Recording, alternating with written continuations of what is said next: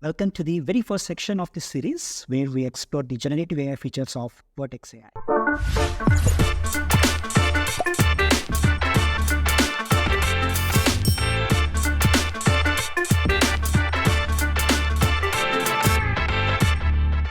So we will start with the building blocks of a generative AI platform and then map those to Vertex AI.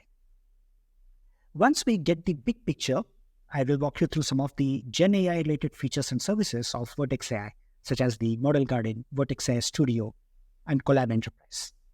We'll also find out the connection between Vertex AI, Google AI Studio, and other components. So let's get started. When we look at the Gen AI stack, there are some essential elements. These are not specific to Google Cloud, but they are generally applicable to any platform. You may think of Azure OpenAI or Amazon Bedrock or any of the managed foundation model provider or inference provider follows a very similar approach. So at the bottom, we have accelerated compute.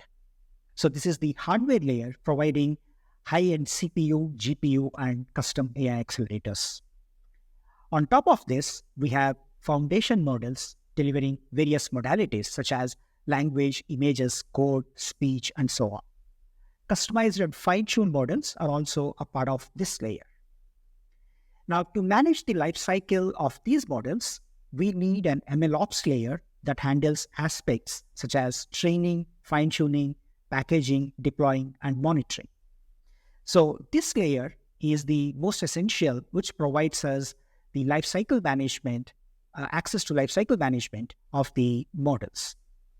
The next layer adds tools to the arsenal in the form of search, vector databases, and agents that connect the dots. Finally, we have the developer experience layer that exposes the entire stack through various forms to the developers. These include APIs, no-code tools, IDE plugins, and more. So let's map the building blocks to Google Cloud. GCP has state-of-the-art hardware in the form of Intel Xeon CPUs, NVIDIA A100 GPUs, and their own homegrown chips called as Tensor Processing Unit or TPUs. So this forms the bottommost layer, which is the accelerated hardware layer. Now, when it comes to foundation models, Vertex AI Model Garden is the repository of various first-party, open models, and also third-party models. It also holds some of the Google's own set of fine-tuned models in the form of MedLM, SegPalm2, and even the customers' fine-tuned models which are created by them. So the MLOps layer is the core proven Vertex AI platform that has well-defined workflows and processes to manage the entire lifecycle of models. So features like model deployment and endpoint management fit here. To host LLMs at scale, Vertex AI also provides Ray framework, which is a very popular framework to host LLMs, which is a part of this layer. Now, the next layer essentially is targeting at simplification of building Gen AI applications. Vertex AI Search is a Google-grade search engine for custom data sources. You can connect your data living in Google Cloud or even in your data center or external resources and index that to perform search within this layer. Vertex AI Conversation brings the proven workflow of dialog flow to LLMs. This is a lethal combination where we have some of the technologies like Google Assistant, which is powered by Dialogflow, and LLMs, which are now becoming very capable and powerful. Finally, Druid AI, which is an agent from Google, also fits here.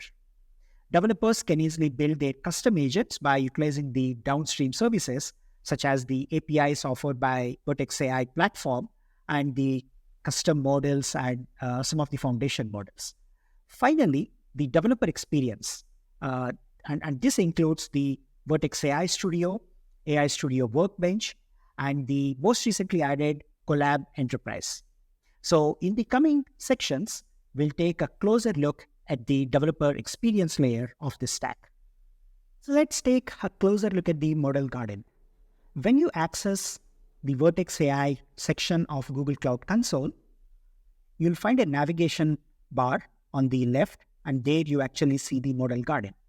So model garden is essentially a repository for first-party models, which are primarily owned by Google, third-party models such as Anthropic, the models that are available from Anthropic like Claude 2, and open models such as Llama and Mistral. So the model garden is the entire catalog or the repository of a variety of models. And you can essentially use the sidebar here to apply various filters. You can apply a filter on the modality. For example, when you click on language, all the models that support language capabilities are going to be filtered. And similarly, there is a task section. If you want to really identify the models that perform a specific task, you can choose any of this. For example, if you want to filter on the embedding models, you can do that. And finally, you can also filter models based on the features. For example, the native models of Vertex AI are available here. And you'll see all these models are essentially trained and managed by Google.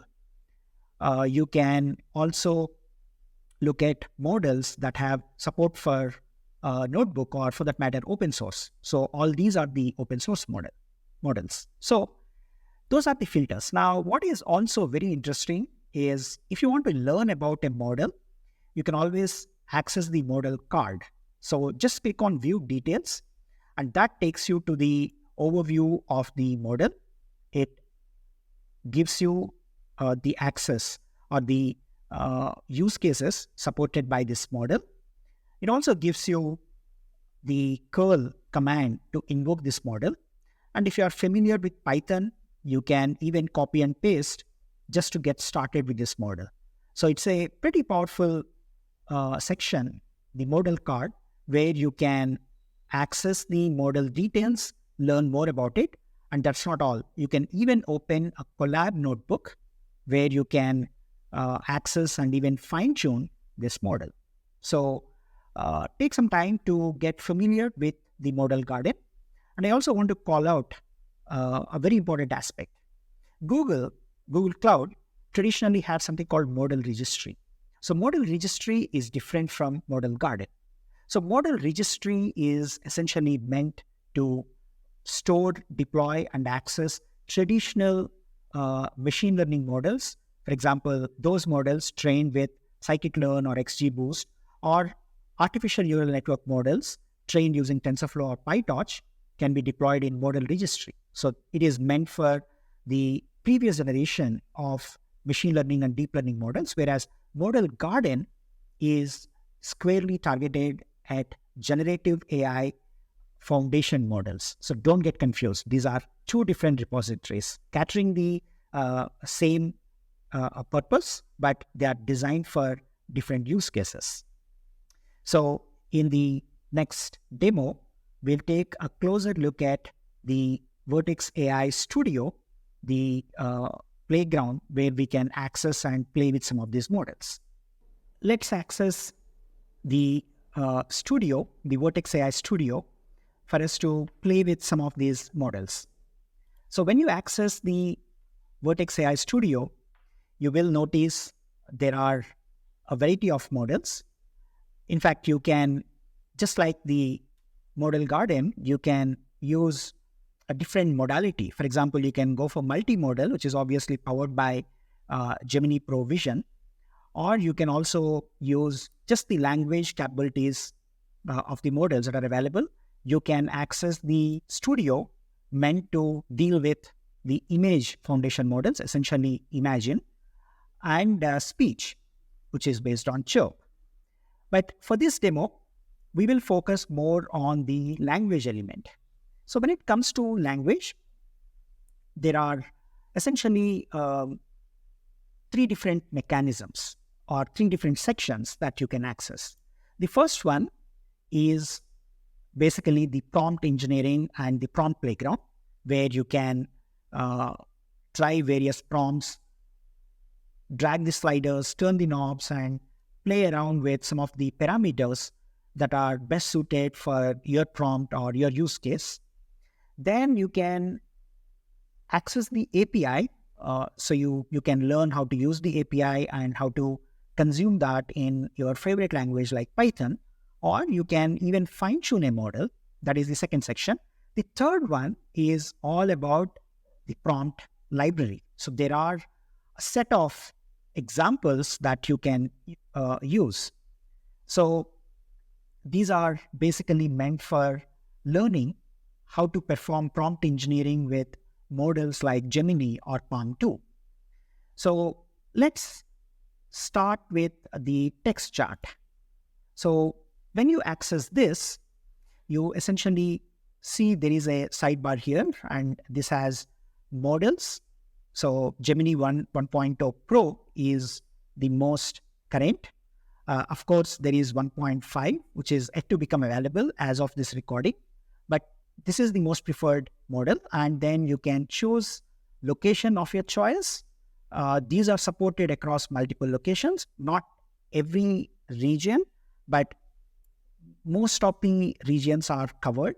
So you can select the region of your choice, and then you can fine-tune some of these parameters to get precisely the response that you're looking for.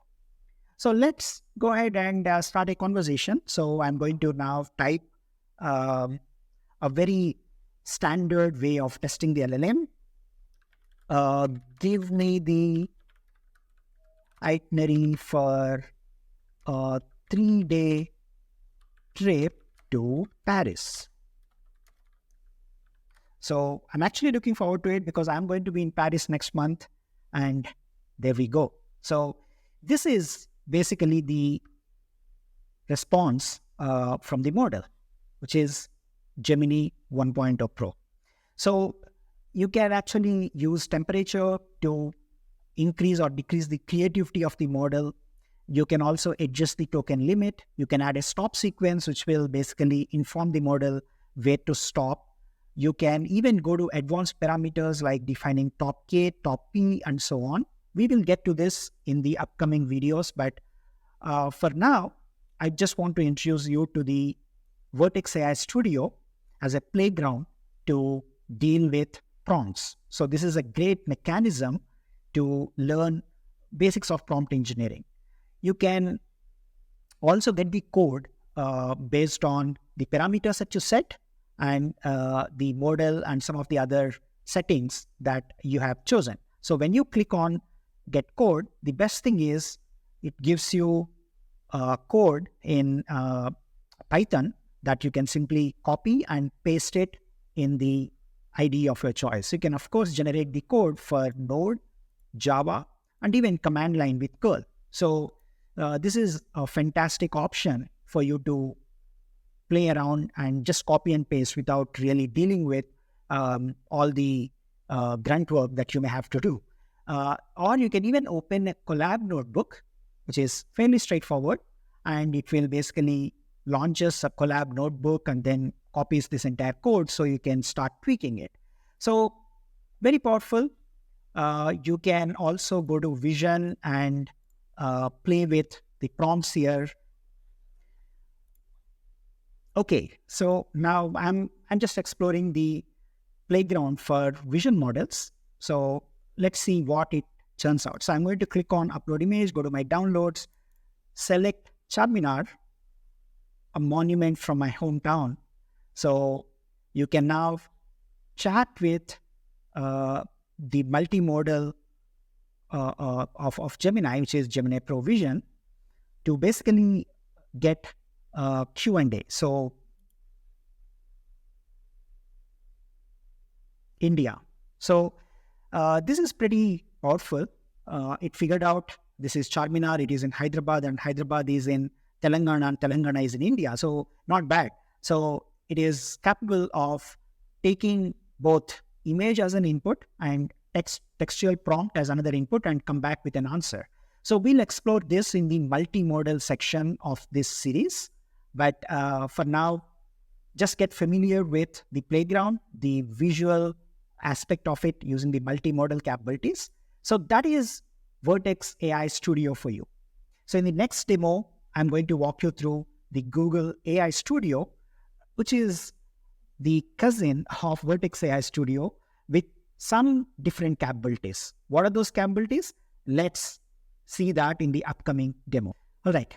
So now we are looking at another studio, which is called the Google AI Studio. And this is available at aistudio.google.com. So the fundamental difference between Vertex AI Studio and Google AI Studio is its target audiences. So for Google Cloud customers and developers who already have an account or applications built on top of Vertex AI and Google Cloud, Vertex AI Studio makes a lot of sense. But what if you are a web developer or an Android developer or just a mobile developer and still want to gain access to models like Gemini? So that's exactly where Google AI Studio comes in. This is targeting developers who are not cloud developers and who are not familiar with GCP. But of course, there is a link between AI Studio and GCP. I'll come to that in a minute. But once you sign in with your Google account, you see something very familiar. Again, on the right side, you can find the models. You can look at the parameters. You can go to the advanced settings, and this mimics the Vertex AI Studio very closely. Okay, so let's ask Gemini the same thing. So give me a 3-day itinerary for New York. This time I'm going to ask about New York. The settings here, like the temperature, the stop sequence, and so on. Great. Looks very realistic, looks authentic. I think I can revisit this when I'm ready to travel to New York. Awesome. So that is the AI Studio. You can also go to what is called as the prompt gallery. So the prompt gallery is a collection of prompts, very similar to what we have seen in the Vertex AI Studio, but this is accessible outside of Google Cloud. So you can basically look at the prompts, multimodal prompts. You can look at quick starts. So it's a great starting point if you are new to generative AI and specifically with Gemini. So finally, in order to build an application, you need to get an API key. So how do you get an API key? Well, you click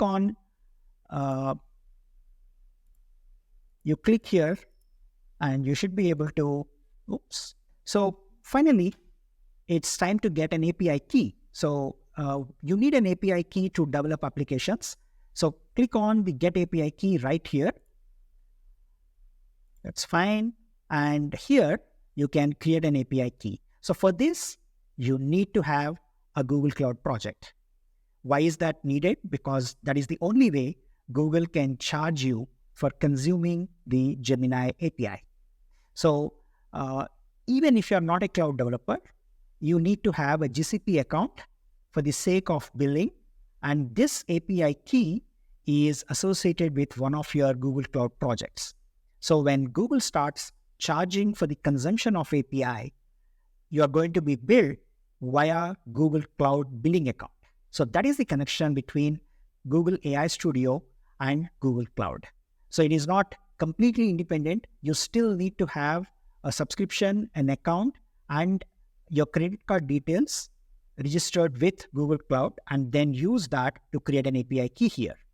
And once you create an API key, you will never have to go back to Google Cloud. You can start consuming that.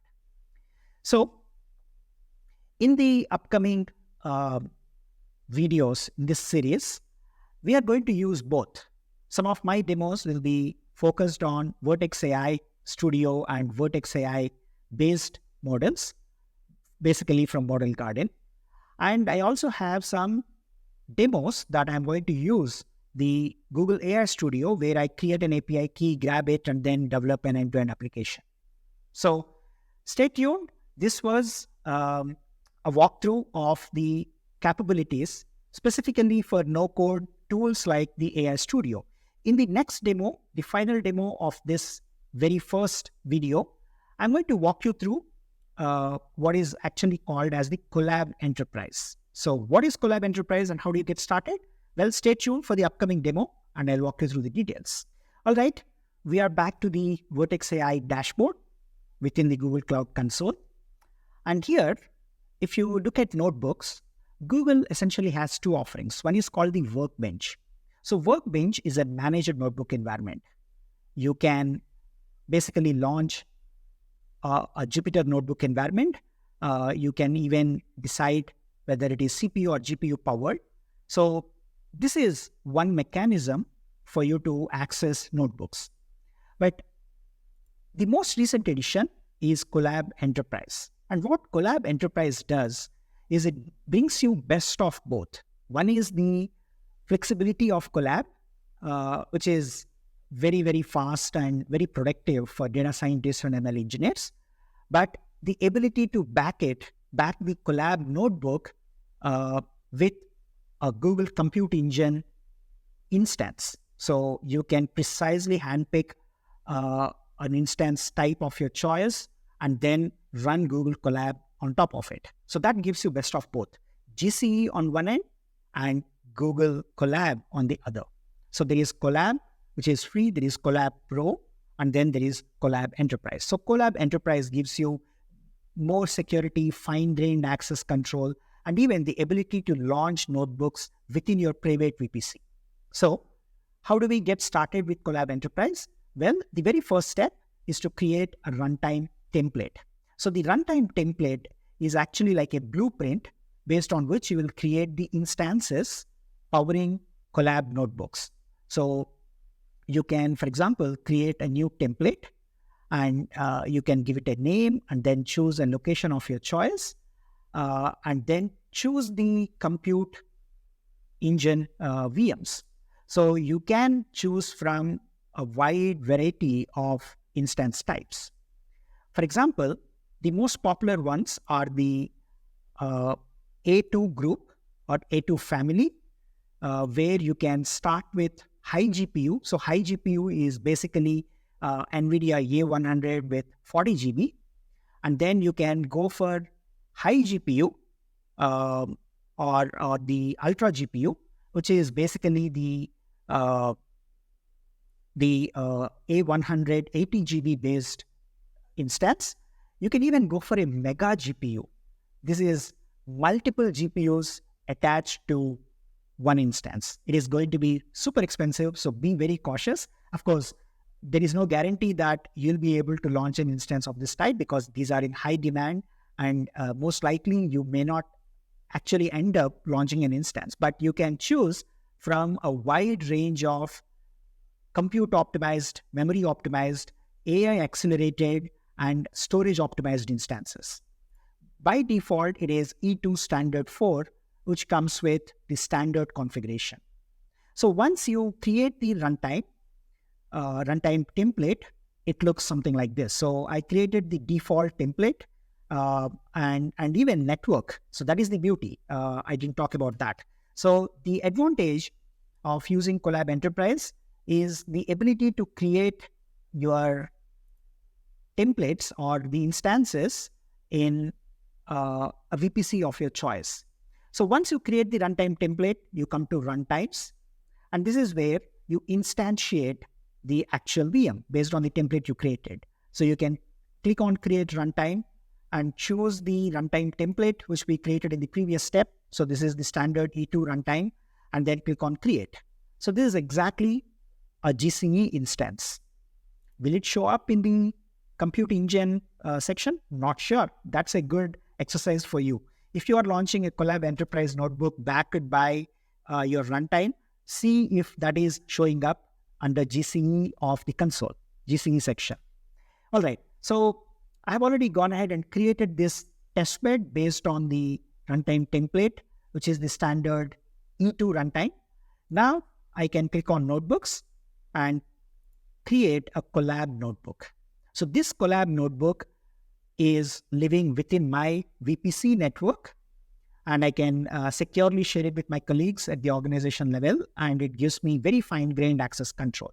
That is the biggest advantage of using Colab Enterprise versus Colab Pro or Colab Free Edition.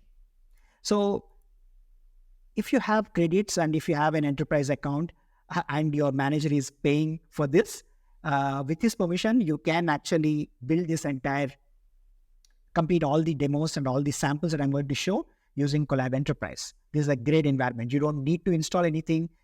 You can basically use inline pip install for most of the demos, and you can do this. Of course, I'm going to make the notebooks available to you, which you can upload and try within Google Colab Free or with Colab Enterprise. Well, that completes the first video of this series, where we talked about the building blocks of the GenAI stack. We mapped that to Google Vertex AI, and then we looked at the model garden. We looked at some of the other capabilities like the AI Studio and Vertex AI Studio, and finally Google Colab Enterprise. And remember, all of them form the developer experience layer of the stack. So in the next video, I'm going to walk you through the first steps of building an application powered by Gemini. Stay tuned and don't forget to subscribe to my channel. I'm committed to bringing you high quality content based on cutting edge emerging technologies. Thanks for watching.